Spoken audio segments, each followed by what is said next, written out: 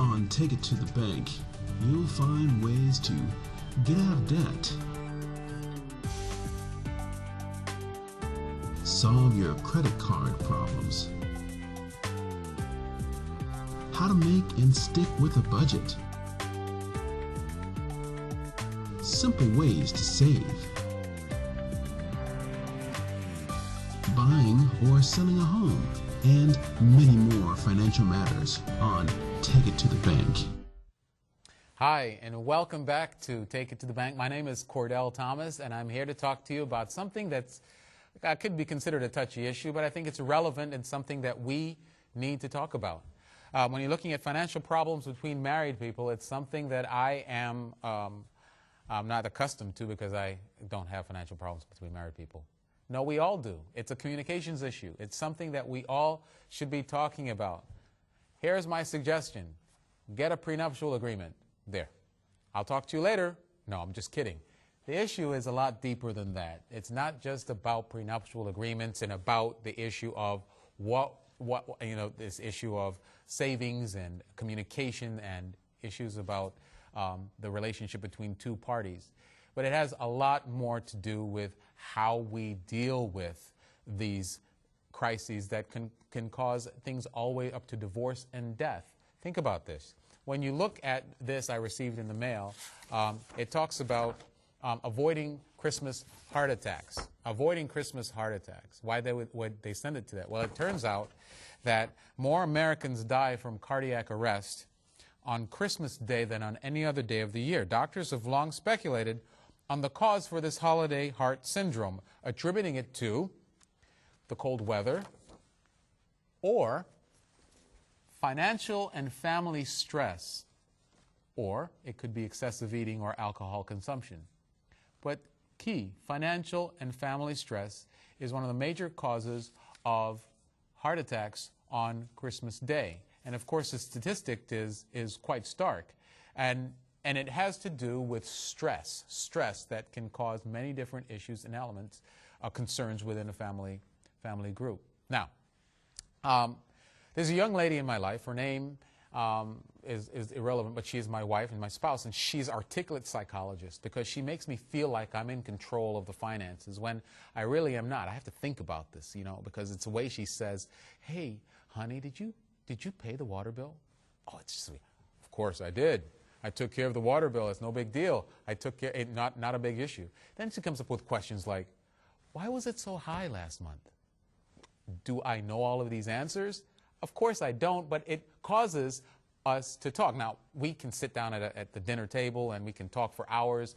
Before we had kids, we could just talk and talk and talk and talk and talk.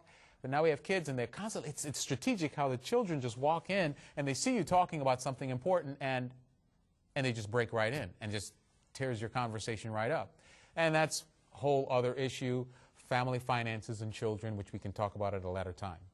My major issue is to say that your spouse and you should have some type of agreement as you come into any type of relationship because it is very, very important. It's critical. Financial problems in marriage sometimes mirror other problems in life that you deal with, specifically things that are exacerbated through communication. If there is lack of communication, and there's a variety of things I can label to you that can cause strife within a relationship. Hebrews 12 is a verse that I really love because I've run a marathon. I know what running marathons are about. I know what the training it takes to run a marathon. And marathons are not easily completed. You have to work through that wall that you hit at mile 17 to 19. You have to make it through the pain and the incessant pounding of a pavement for 26.2 miles. But when you complete the process, it's great. Hebrews 12 talks about that. It says, "Therefore, since we're surrounded by such a great cloud of witnesses, let us lay aside every weight and sin which so easily ensnares us, and let us run with endurance the race that is set before us." The race that is set before us. And the race can take on so many different perspectives. This race that we're running in right now is understanding our finances. And the specific race that each one of us are talking about right now is if you're in a relationship, a marriage, a friendship, If you're in a friendship with someone, you know, spend some time in that friendship. Get rid of the hormones and all the excitement of the relationship and start talking about the serious issues. If this is a long-term relationship and you think this is the guy or the girl, you need to talk about finances. You need to talk about, are you a spender? Are you a saver? How do you work with money? What do you do with money? Make sure you understand, because many of these issues become concerns in this race called life. Hebrews 12. Read it through. I read it through all the time. You run with perseverance. Now, as we talk about this issue of financial problems between married people, if you have a specific concern that you can't resolve, I will say this. If you need to resolve an issue, talk to a professional. Many of us will say, and you'll see in some of our outtakes, in the time that you go through a crisis, who do you talk to? Who do you talk to help you through a crisis? And people will not say that I'll go to a professional and get the help that I need. People will be too proud to do that. Do you know that when I work with several financial literacy companies, and we talk a lot, and we sit down and hash out some of the things we're dealing with. I was asked to come in and consult with an organization and talk to them about how we deal with foster care young people and how we talk to them and how we address specific financial literacy issues with these young people. And so we were talking about other things, and sitting across the table from the vice president, and she was willing to talk to me about one of the board presidents is a pastor of a major church. And it's quite interesting. The pastor, as they're talking about specific financial issues, started talking about a concern that came up at his church. He says, you know, people are more willing to come to me and talk to me about private issues, relationship issues, intimacy issues, and yet when it comes to an issue as important as finance, they're not willing to talk about it. So much so that we began seeing certain parishioners started leaving the church and relocating. And he noted that they were absent, so he asked the question, where are they? Why aren't they attending? The answer was, oh, Pastor, they went through a foreclosure and they were so embarrassed by it, they didn't want to talk to anyone, they didn't want to see anyone, and didn't want anyone to know about it, so they just left, relocated, and went elsewhere. These financial issues are critical.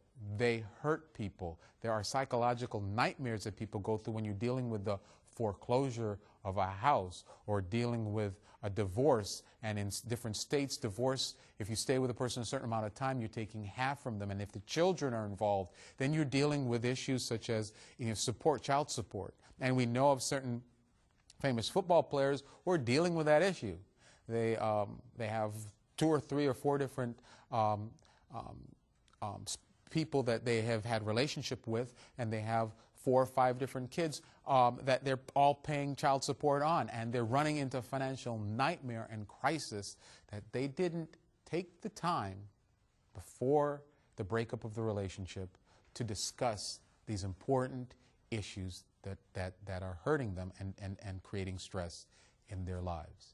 So when I talk about this, and I'm not taking it lightly, I'm not talking about it in a way that's making it sound fun, because a lot of us have gone through those hurtful relationship breakups, and they have caused a lot more hurt and pain, and those memories exist long term. So I'm taking this very seriously.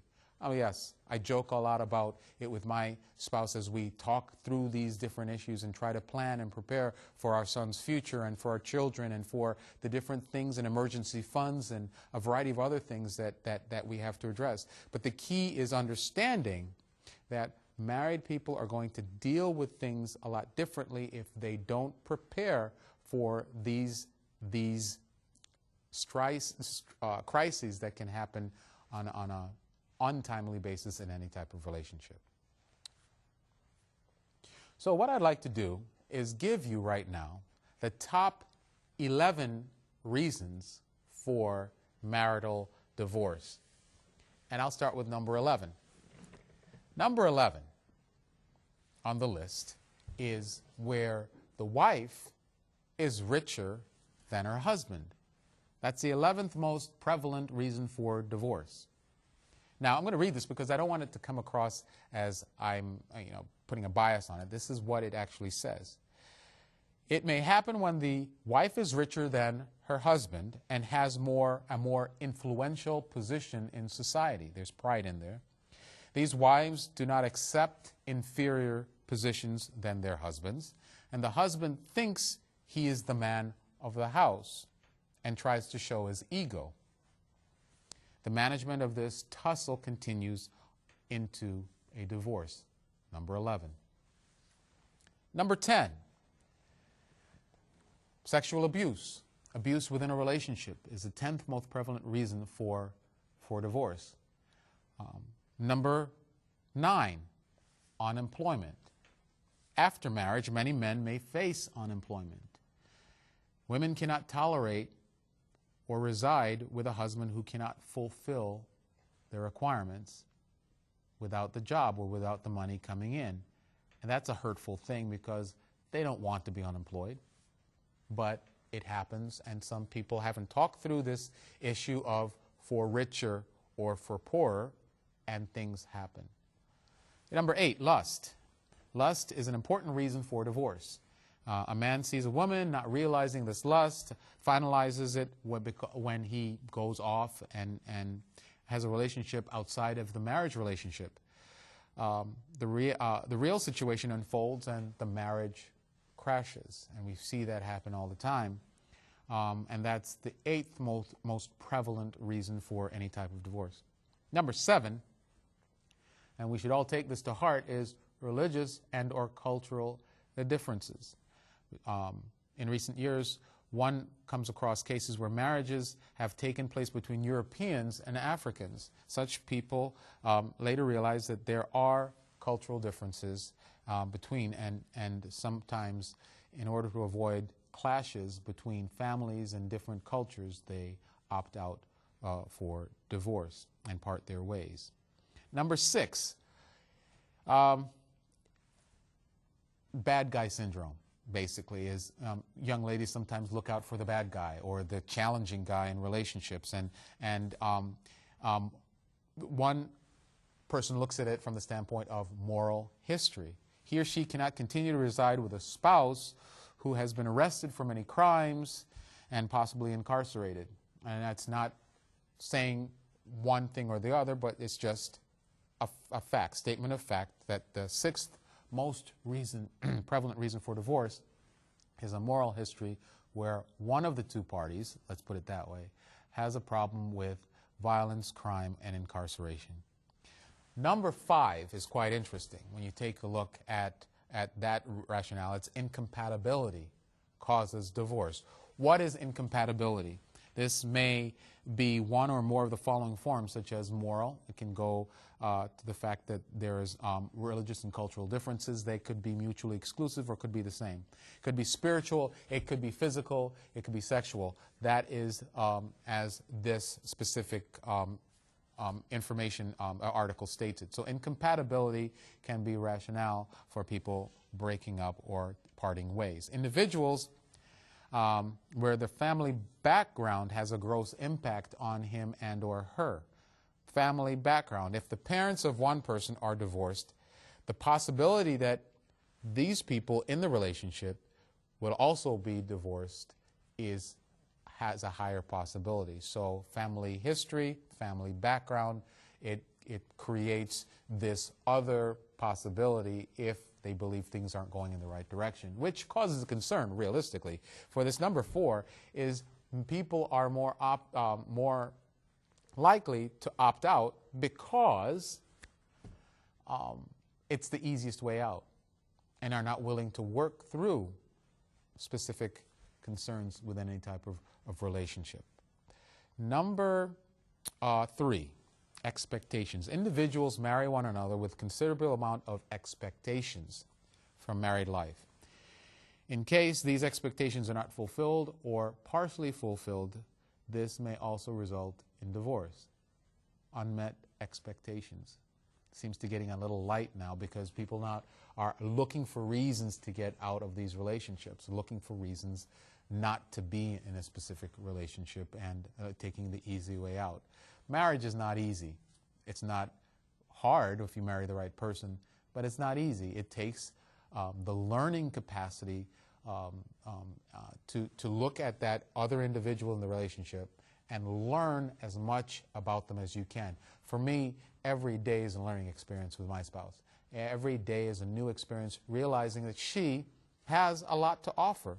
She has a lot of wisdom. She is a brilliant young lady, and she's done a fantastic job with these two young people that I have in my life. So I think when you're looking at expectations, you give it a rest. Take time to learn about the other individual when you're dating, and talk through the issues that need to be talked about when preparing for any type of long-term relationship.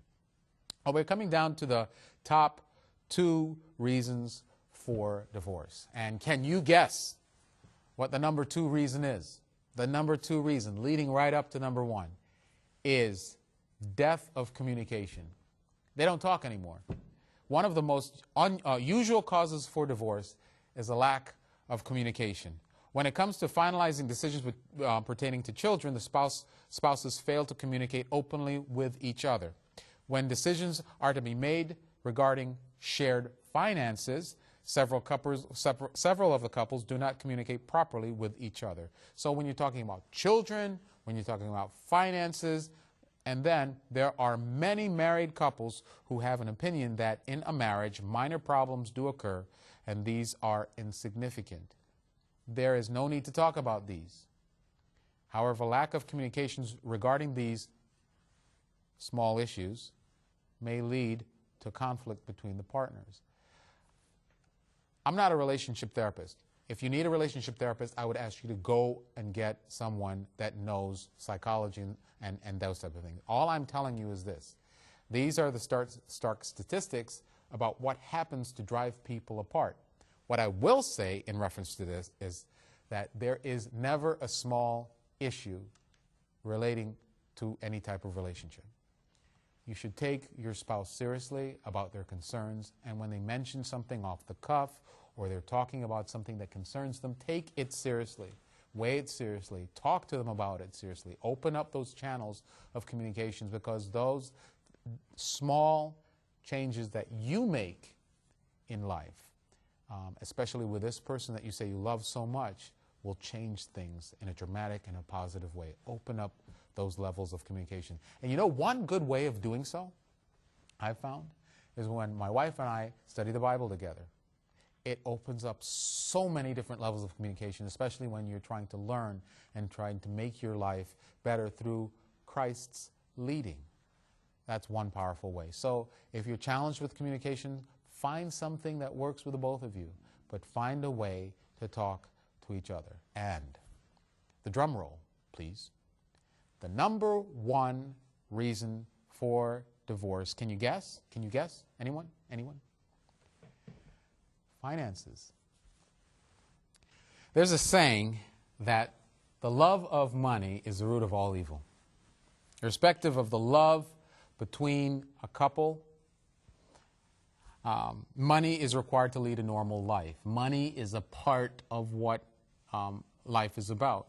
But also remember that even though those issues abound, the Bible tells us specifically that you have to take care and guard against greed, because one's life doesn't consist of one's possessions, Luke 12:15.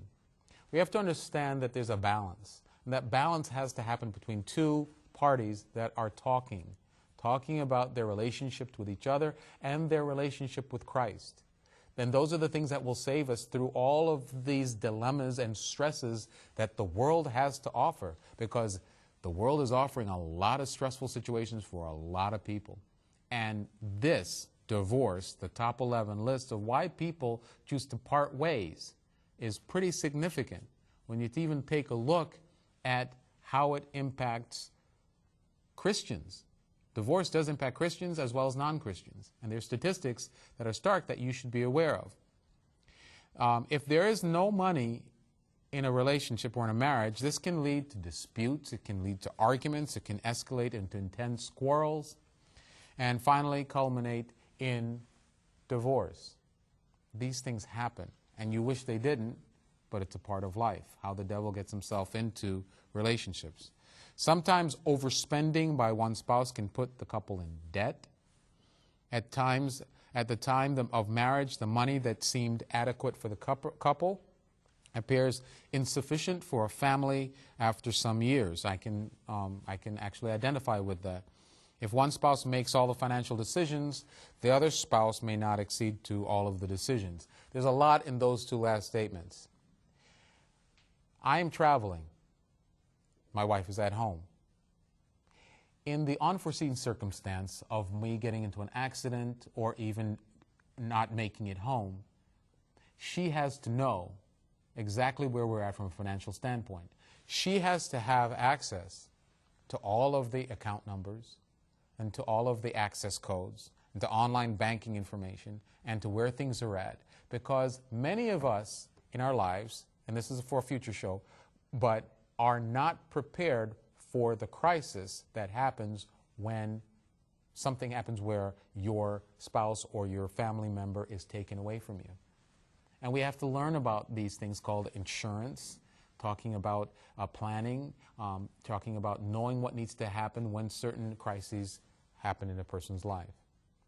In this situation, it makes sense that you talk and communicate so that the hurt and pain of two people, one, you losing someone important in your family, can be made less painful by the fact that you're prepared with a will. You're prepared with elements of insurance and making sure that those concerns can be taken care of on a step-by-step basis as you go through the hurtful situation that you'd probably be dealing with.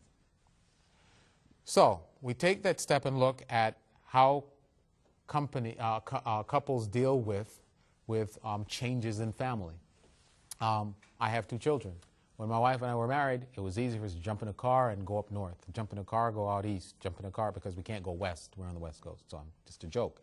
Oh, so anyway, we take some time and we do what we want to do. And then 2 children showed up. And it's amazing how it changes your life. It takes a lot longer to get into a car. It takes a lot longer to do the things that were simple to do. And going out to dinner is not all as exciting as it used to be because the romance is gone with food being thrown and this and that and the other. So it's quite interesting when you look at how these changes in relationships impact the family. And in this case, as marriage changes things and as children come into play, it changes the amount of money you need to budget on a monthly basis. It changes the ongoing concerns that you should be addressing every single month, every single year. How much money should I allocate to this? How much money should I be saving? How much money should I be budgeting for these type of acquisitions? What should we do to plan for Christmas? I take this heart attack thing very seriously now. So we plan for Christmas because I don't need to be parting ways for a cardiac arrest just because I'm having a financial stress. These are things that we should all concern ourselves with because finance is the top reason for divorce. And we take a look at divorce and we look at the marital breakdown stats. We don't have that right now, but I can tell you right now, in the future we will. But in reference to non-evangelical born again Christians, there are 33% divorce rate, at a 33% divorce rate. You look at atheists and agnostics, they're at a 30% divorce rate. There are things that we, as Christians, need to be doing more so in our relationships to communicate with each other, and we really need to fit God in as a part of the relationship and the development of that relationship, because if we don't, we're pushing ourselves into a direction that's not so easily returned from. So those are the major issues. Now, in reference to these financial concerns that we have between married people, I would say there are 4. Combining your finances is number 1. Number 2 is spending versus savings. Number 2. Number 3 is dealing with debt. And number 4 is keeping financial secrets. Keeping financial secrets. What I'd like to do is take you to some of the conversations I had at Venice Beach. We asked the questions about the top stress in their life and the top 3 crises I think families are dealing with. I'd like to hear what they have to say. Speaking with Will today, what would you consider the top 3 crises that families are going through today? Top 3 crises that families are going through today would be one, financial situations in the black communities and the unfortunate communities. 2 would be I'm not sure. Kind of stressful, families, relationships maybe? Yeah, relationships, maybe communication, less communication in the families. A lot of families tend to grow apart through marriages or whatnot, you know, so lack of communication. Early pregnancy, stupidity, and jobs, lots of jobs. Bam. My friend, I appreciate your time. What do you consider the top 3 crises that families are dealing with today? Probably the top 3 crises is money. Money is one of them. And then just like inter-family conflict, stuff like that, I would say.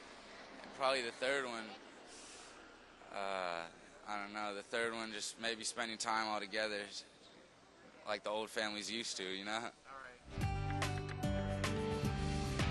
right. Financial, separation, and spirituality, to be honest. Yeah. Honored Savage, thank you for your time.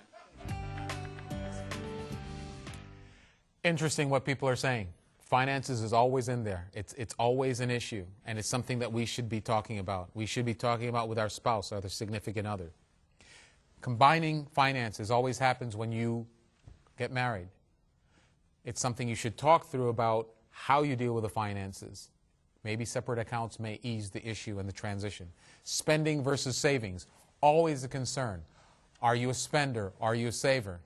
I remember coming home one day after buying spontaneously a DVD player. My wife asked me the question, we didn't budget for it. Why did you buy it? I had to answer the question. I think I came in as a spender. She's a saver. And we had to dialogue through those specific issues. 3 would have to do with dealing with debt. How are you dealing with debt? Are you in debt? Does one come to the table with debt? And how do you work together to eradicate all of the debt? And number 4, keeping financial secrets. Financial dishonesty can wreak havoc in any type of relationship. Lying about the cost of an item, hiding or sneaking purchases into the house can have devastating effects on any type of relationship. I ask you to take a look at this issue because it's critical. Financial problems between married people are a big issue, especially in our Christian communities. Let's make certain we address the issue and take it to the bank. Bye-bye.